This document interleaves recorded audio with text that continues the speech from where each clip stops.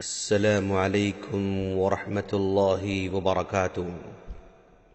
سامعین، آؤ مختصر قرآن سمجھیں۔ پارہ نمبر 21 لے کر ہم آپ کی خدمت میں حاضر ہیں۔ اس پارے میں 5 حصے ہیں۔ سب سے پہلے سورہ عنکبوت کا بقیہ حصہ ہے، دوسرے نمبر پر سورہ روم مکمل ہے، تیسرے سورہ لقمان مکمل ہے، چوتھا سورہ سجدہ مکمل ہے، اور 5واں سورہ احزاب کا ابتدائی حصہ بیان کیا گیا ہے۔ سورہ عنکبوت کے بقیہ حصے میں 4 باتیں ہم کو معلوم ہوتی ہیں۔ سب سے پہلی بات تلاوت اور نماز کا حکم دیا گیا ہے، اور دوسری بات نماز کی فضیلت بیان کی گئی ہے کہ یہ نماز برائی اور بے حیائی کے کاموں سے روکتے رہتی ہے۔ تیسری بات دشمنوں اور ان کی ہٹ درمی کا ذکر کیا گیا ہے۔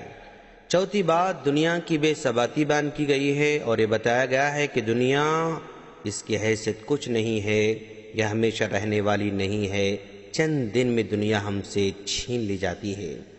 اور پھر اس کے بعد سورہ روم میں 2 باتیں بیان کی گئی ہیں، 2 پیشن گوئیاں بتائی گئی ہیں، جیسے 9 سال کے اندر اندر روم کے اہل کتاب یعنی عیسائی ایران کے بت پرستوں کو شکست دیں گے، اور اسی عرصے میں مسلمان مشرکین قریش پر فتح کی خوشی منا رہے ہوں گے۔ یہ بدر کی صورت میں ظاہر ہوئی تھی۔ اس میں توحید کے ضمن میں اللہ کی عظمت کی 7 نشانیاں بیان کی گئی ہیں۔ نمبر 1، اشیاء کو ازداد سے پیدا کرنا، یعنی زندے کو مردے سے اور مردے کو زندے سے پیدا کرنا، یہ معجزہ بیان کیا گیا ہے۔ اور انسان کی پیدائش مٹی سے ہے، یہ بتایا گیا۔ پھر اس کے بعد میاں بیوی میں محبت کا پیدا کرنا، یہ بتایا گیا۔ اور پھر زمین و آسمان کی پیدائش کا تذکرہ کیا گیا، رات اور دن کی نیند اور روزگار کی تلاش کا تذکرہ کیا گیا، بجلی کی چمک، بارش اور اس سے غلے کی پیداوار کا تذکرہ کیا گیا، زمین اور آسمان کا مستحکم نظام، اس کا تذکرہ کیا گیا۔ اس کے بعد سورہ لقمان میں 3 باتیں بتائی گئیں۔ توحید بتایا گیا، اللہ تبارک و تعالیٰ کی قدرت کے 4 دلائل بیان کیے گئے کہ دیکھو آسمان کو کیسے وہ بغیر ستون کے کھڑا ہوا ہے، ان مضبوط محکم پہاڑوں کو دیکھے کہ کیسے زمین کو لے کر ٹکے ہوئے ہیں، اور رینگنے والے مویشی اور حشرات کو دیکھیں، یہ اللہ تبارک و تعالیٰ کی نشانیاں ہیں۔ برسنے والے بارش کو دیکھو کہ کیسے وہ سب پر برستا رہتا ہے، جہاں برستا ہے وہاں کی آبادی کو آباد کر دیتا ہے۔ حضرت لقمان کی اپنے بیٹے کو 5 وصیتیں بیان کی گئی ہیں۔ حضرت لقمان نے اپنے بیٹے سے کہا کہ بیٹے دیکھو کبھی شرک نہ کرنا، اس لیے کہ شرک بہت بڑا گناہ ہے۔ اللہ تبارک و تعالی ہر چھوٹی بڑی چیز اور عمل کو آخرت میں سامنے لے کر آنے والا ہے، چاہے وہ چیز پہاڑوں میں ہو، چاہے وہ چیز سمندروں میں ہو، چاہے وہ چیز صحرا کے ذرات میں ملی ہوئی ہو، کہیں بھی ہو، اللہ تبارک و تعالی اس چیز کو لے کر آنے والا ہے اور ہمارے سامنے پیش کرنے والا ہے۔ اور پھر حضرت لقمان نے اپنے بیٹے سے کہا کہ بیٹے تم بھلی بات کا حکم دیتے رہنا اور برائی سے روکتے رہنا، اس دوران کہ جہاں کہیں تم بھلی بات کا حکم دو گے اور منکرات سے روکو گے، وہاں پر آزمائش ضرور آئیں گی، لیکن تمہیں ہر آزمائش کے ساتھ صبر کا معاملہ کرنا ہوگا، عاجزی اختیار کرنا ہوگا، تکبر سے بچنا ہوگا، اعتدال کی راہ چلنا ہوگا، اپنی آواز کو زیادہ بلند نہ کرنا ہوگا۔ یہ ساری کی ساری باتیں حضرت لقمان نے اپنے بیٹے کو وصیت کے طور پر بتائی تھی۔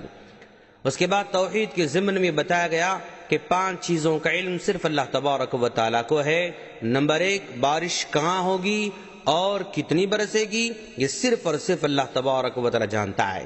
قیامت کب آئے گی، یہ صرف اللہ جانتا ہے۔ پیٹ میں بچہ کن اوصاف کا حامل ہوگا، یہ صرف اللہ جانتا ہے۔ موت کب آئے گی، کہاں آئے گی، کس حال میں آئے گی، یہ صرف اللہ تبارک و تعالی جانتا ہے۔ انسان کل کیا کرے گا، کل کیا کمائے گا، یہ صرف اللہ تبارک و تعالی جانتا ہے۔ اس کے بعد سورہ سجدہ میں 4 باتیں بتائی گئیں۔ سب سے پہلی بات قرآن مجید کی عظمت بتائی گئی، اس کے بعد توحید کا تذکرہ کیا گیا۔